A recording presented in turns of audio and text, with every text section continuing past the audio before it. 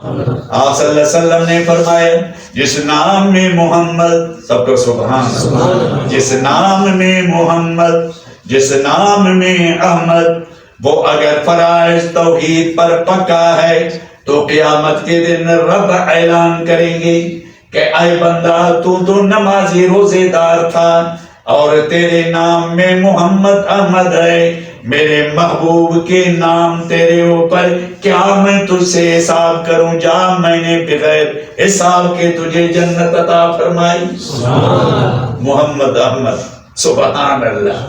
تو اللہ سے دعا ہے کہ اللہ تعالی ہمارے ناموں میں بھی برکت عطا فرمائے، ہمارے عمل میں بھی برکت عطا فرمائے، ہمارے علم میں بھی برکت عطا فرمائے، اور ہمارے ان خلوص محبت میں بھی برکتیں عطا فرمائے، اور یہ بھی وعدہ کریں کہ انشاءاللہ اپنے گاؤں میں، علاقے میں عالم بنائیں گے، حافظ بنائیں گے۔ عالم سمجھ میں آئے گا؟ آئے عالم بن گئے تو مضبوط ہے نا۔ مولانا تقی عثمانی صاحب نے فرمایا کہ بھائی جو عالم نہیں ہے نا وہ بیچارہ مسجد بھی بنائے گا، مدرسہ بھی بنائے گا، اچھا ہے، دیندار ہے، لیکن تھوڑی سی زیادہ تکلیف آ گئی، وہاں پھر دوبارہ نہ مسجد کا رخ کرے گا نہ مدرسے کا۔ یہ مولوی حافظ اگر سچا ہے نا، تقی عثمانی صاحب نے لکھا کہ کٹ سکتا ہے، مر جائے گا، لیکن اس نے کہا کہ اپنے کام کو مرتے دم تک چھوڑے گا نہیں۔ سب تو سبحان اللہ۔ یہ ہم اگر عالم حافظ بنے، اس کے صدقے میں لوگ نیک بنے اور دیندار بنے، کتنا ثواب صدقہ جاریہ۔ انشاءاللہ اللہ سے دعا ہے کہ اللہ ہمارے مسجدوں کو بھی آباد فرمائے۔ آپ صلی اللہ علیہ وسلم نے فرمایا کہ اعتکاف کا کیا ثواب ہے۔ حضور صلی اللہ علیہ وسلم نے فرمایا کہ اعتکاف سب سے بڑا ثواب مکے میں ہے، پھر مدینے میں ہے، مسجد اقصی میں ہے، اپنی جامع مسجد کے اندر ہے۔ آپ صلی اللہ علیہ وسلم نے فرمایا کہ اعتکاف کا یہ معنی ہے کہ رب کے در پر پڑا ہوا ہے، اب اللہ کے حضور میں ایسے پڑا ہے کہ رب معافی دیں گے تو میں جاؤں گا، نہیں تو میں تجھ سے جدائی نہیں ہوں۔ آپ صلی اللہ علیہ وسلم نے فرمایا جو ایک دن اعتکاف میں ایک رات بیٹھے گا، اللہ اسی کے لیے ایک خندق جہنم سے اس کو دور کر دے گا، ایک دور کر دے گا۔ آپ صلی اللہ علیہ وسلم نے فرمایا کہ جو اعتکاف رمضان کے آخری عشرہ میں بیٹھے گا، اللہ اسی کو 2 حج اور 2 عمرے کا ثواب عطا فرمائیں گے، 2 حج مقبول۔ اور آپ صلی اللہ علیہ وسلم نے فرمایا کہ آخری عشرے میں اعتکاف میں بیٹھنے والا، ان کا سونا عبادت، ان کا بیٹھنا عبادت، مسجد میں بیٹھا ہوا ٹینٹ لگائے ہوا ہے یہ بھی عبادت، نماز پڑھ رہا ہے، اپنی کسی تقاضے سے باہر کیا وہ بھی عبادت، تو ان کی پوری رات اور دن عبادت میں ہوگا، اور اللہ تبارک و تعالی اسی کو لیلۃ القدر کا ثواب مفت میں دے دے گا۔ اور لیلۃ القدر کا ہمیں پتہ نہیں ہے، پتہ نہیں 21 رات ہے، 23 ہے، 25 ہے، 27 29، لیکن رب نے فرمایا اعتکاف والے کو مل ہی جائے گا۔ اس کی ضرورت فکر کرنے کے لیے انشاءاللہ جس کا اعتکاف قبول ہوا اسی کے لیلۃ القدر کا ثواب بھی ملے گا۔ آپ صلی اللہ علیہ وسلم نے آخری جو رمضان تھا اس کا اول عشرہ، پھر دوسرے عشرہ میں اعتکاف، پھر آخری عشرہ میں اعتکاف، پھر آپ صلی اللہ علیہ وسلم نے فرمایا جو میرے ساتھ ہیں وہ سب کے سب بیٹھ جائیں، کیونکہ اسی اعتکاف کی برکت سے اللہ ہم کو لیلۃ القدر نصیب فرمائے۔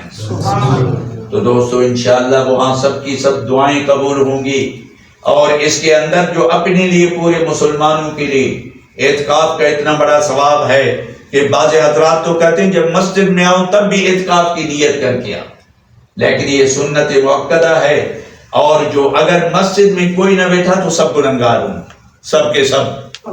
یہ چونکہ کفایہ، فرض کفایہ، جیسے جنازے میں ضروری ہے شرکت، اسی طرح جتنی مسجدیں ہیں اس محلے کے مسجد میں اعتکاف میں بیٹھنا بھی ضروری ہے۔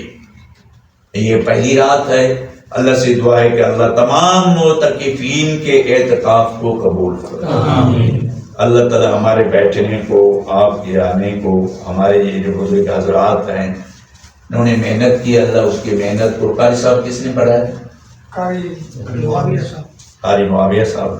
ماشاءاللہ انہوں نے محنت کی ہے، پڑھایا ہے. اللہ قاری معاویہ صاحب کو بہترین بدرہ نصیب فرمائے.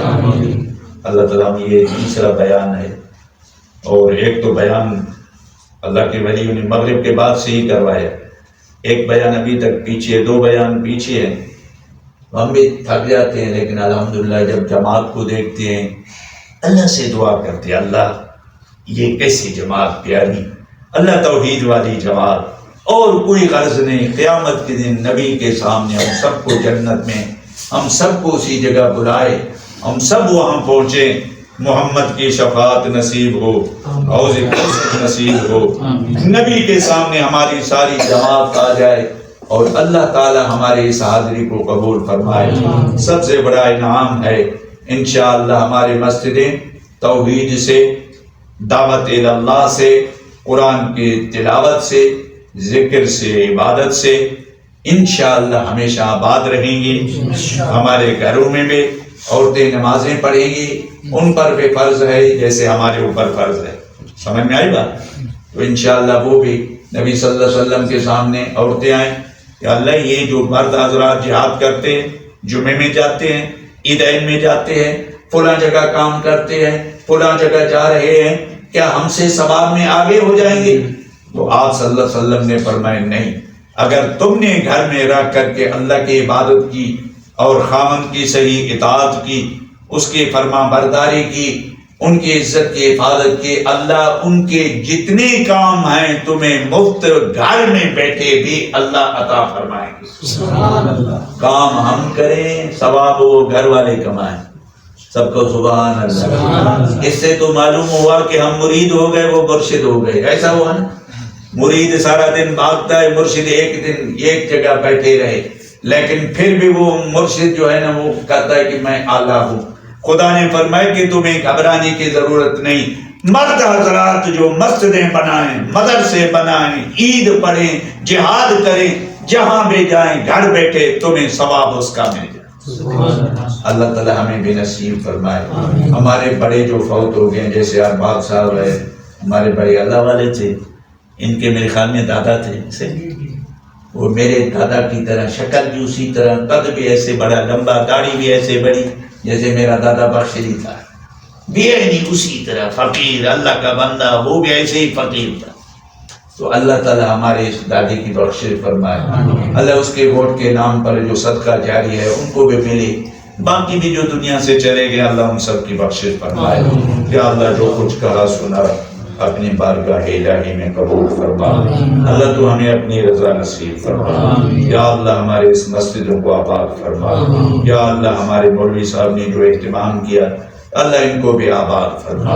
یا اللہ ان کے روزی میں برکت عطا فرما. یا اللہ تمہارا لالچ نہیں ہے لیکن اللہ انسان ہے، مومن کا رمضان میں روزی میں برکت ہوتا ہے. اللہ ہمارے جتنے بھائی ہیں، جتنے روزے دار ہیں، یا اللہ جتنے حافظ قرآن ہیں، یا اللہ جو تراویح پڑھنے والے ہیں، یا اللہ ہمارے اندر جو مسجد میں بیٹھے ہوئے دعائیں مانگ رہے ہیں، یا اللہ سب کے روزی میں برکت عطا فرما.